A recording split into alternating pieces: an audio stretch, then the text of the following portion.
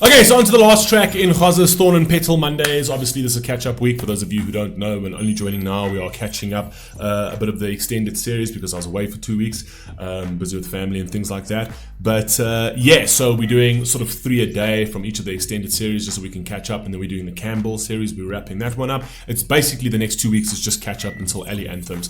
So anyway, let's wrap this one up and then we're moving on to the next extended series. This one over here is The Lord of the Rings, The Fellowship of the Ring. I actually love that trilogy, and May It Be by Enya. I know May It Be, but I haven't heard it in must be 20 something years. I haven't heard May It Be. So absolutely love Enya, one of my favorite artists. For me, she kind of gives me like a Aurora type feel, but also very different as well.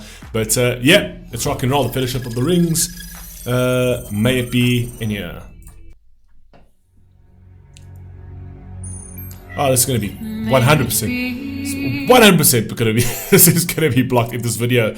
If I don't, I mean, let's see. If I need to put a filter on the video, I'll do it post. But it is right.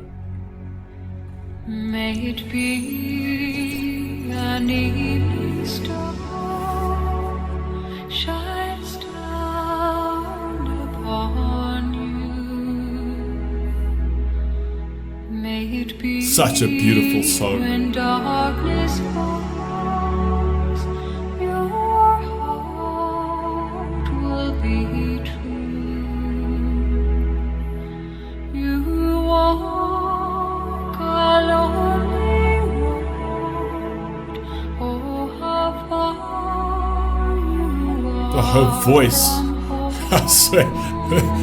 Her voice will heal anything. Guarantee will heal anything. Good Lord. Look, I'm not a fantasy type of guy. I don't watch fantasy movies, but when Lord of the Rings came out, I watched the first one and I was quite intrigued by it. So I thought, let me just watch the second one. Then I thought I completed the trilogy. And I think after having watched like, I don't know, what was it, 9 hours of the trilogy, I think there was really no conclusion to it. I think if I'm not mistaken, but I must be honest, I did enjoy that. I'm not a fantasy kind of guy. I'm not a sci-fi kind of guy. I've never watched things like Star Wars or Harry Potter or things like that. I've seen bits and pieces. I'm like, nah, man, I'm not for the little ones and school kids type vibe. I know a lot of people absolutely love it, not bashing it. My wife absolutely adores it. Right, she's got the limited edition books, and she's read every single book like 72 times. And yeah, she's an absolute mad J.K. Rowling Harry Potter fan. I just couldn't be bothered with that kind of genre. But anyway, carry on.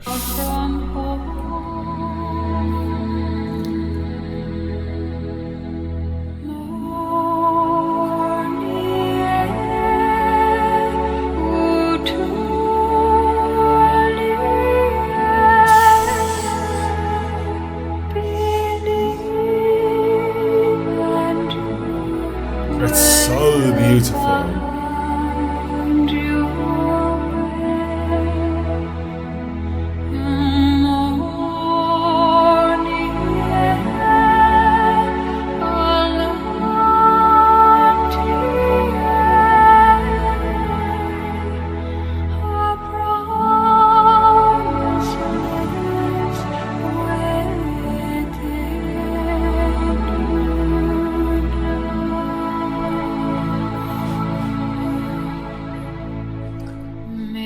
I actually wonder where she is now. I wonder where Enya is now. I mean, we only really heard of Enya many years ago. I think I had one of her albums. Actually, it was a CD. I think it was called Paint the Sky with Stars. Every single song on that album was unbelievable. Loved it. Very, very peaceful, very tranquil type music. And I think this was part of that album, if I'm not mistaken. I don't know if she's made anything after that.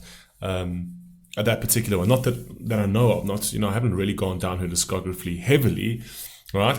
I have heard that particular album was one of my favorite albums, but since then, I haven't heard much of Enya, to be honest. I don't know if there's anything more recent. If you guys know, put it down in the comment section. May it be the shadows call. Will fly away.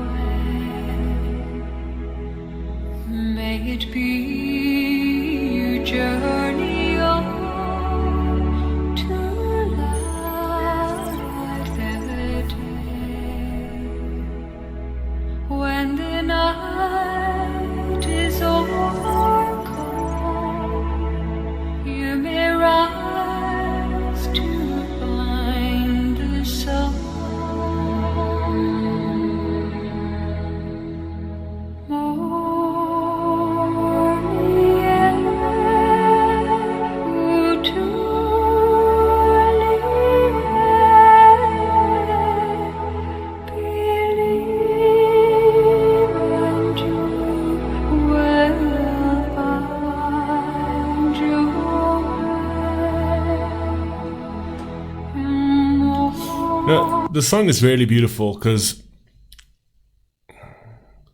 like, it speaks in a way, like when you hear music like this, it actually speaks to the human soul. Like you get goosebumps all over your body, and there's something there. There's something there that you're not entirely sure what, but there's something there that plays to your humanity. It plays to the universal energy that exists within you. And every time I listen to music like this, it reminds me of a time when the first Avatar came out, right? And I went to go watch it. I actually watched it with a friend of mine. And when we came out of that movie, a friend of mine is like, geez, how beautiful would it be to live in a world like that, where you have that kind of connectivity with creatures, that kind of connectivity with the earth, right? Where you can literally feel the energy, you can connect the energy. In order for you to like ride a horse or something like that, you actually need to connect with them from an energy perspective, and they need to accept you from an energy perspective. It's like, how amazing would it be if we lived in a world like that? And I thought to myself, I pondered over that for a couple of minutes. And when we were in the car, I told them, your statement you actually said about how cool it would be to live in a world like that. I said, we do live in a world like that. Like, we just don't realize it. Like, we don't care to actually engage in that way. We don't care to understand. We don't care to connect with animals the way we should. Because the people who take the effort to connect and understand animals and understand who they are, they have an unbelievable connection. So yeah, sure, you're not sort of connecting to their sort of what tail or their like that in that particular way. Obviously, that's just aesthetics for the movie. But that type of connection, we do have that. We live in that Pandora's box. Like, we live in it. Well, maybe not Pandora's box. Like, we live in that kind of utopia. We just don't see that in terms of like the connection. We don't care, because there's so many distractions and things like that. We don't care to realize that there's a connection to the wind sort of bristling past your arm, and the feeling of grass on your bare foot, and the feeling of connecting with an animal when you pat them and things like that, and actually trying to understand them and learning them, because you can actually see that they're looking to understand you, right? Specifically like the domestic ones, but even not the domestic ones. There are animals that you can connect with. We just don't care enough to engage at that level. You know what I mean? We do live in an avatar. We just choose not to see it that way. You know what I mean? Which is weird. It's weird. I don't know. Went completely diverted off the actual thing. But anyway, carry on.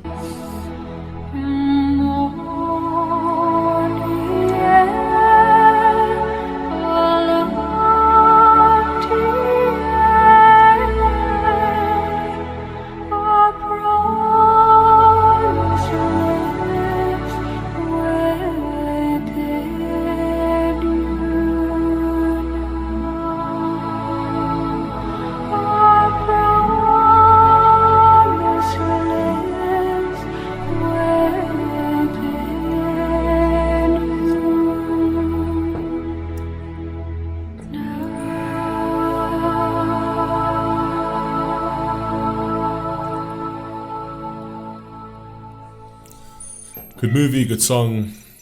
A time where Hollywood was actually was actually invested in making good movies, as opposed to the junk, the perpetual garbage that they are spewing out at the moment, outside of the odd. Like, I remember a time where it was just, when it came to the Oscars, like, it was just, you did not know who was going to win the Oscars, because there were just too many fucking good pearlers out there. No, it's just junk. Like, seriously, when Oppenheimer won what? Oppenheimer won 7 Oscars, right?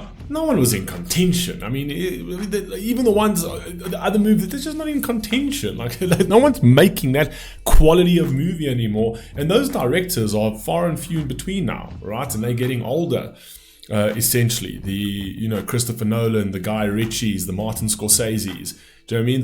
Those kind of guys, soon there won't be those kind of directors who are focused on dialogue and focused on actual plot lines that are incredible, plot twists and things like that. They just make brilliant movies. Do you know what I mean? Nah, it's junk. Like fucking, there's just so much junk out there. But anyway, I mean, the last good movie that was on cinema was Oppenheimer, and I don't even know for how many years. Anyway, you guys let me know what you think down below, and I'll catch you on the next one. That wraps up the Thorn and Petal for today. Obviously, Enya is absolutely beautiful, such a tranquil voice. But yeah, I'll catch you in the next one. Peace.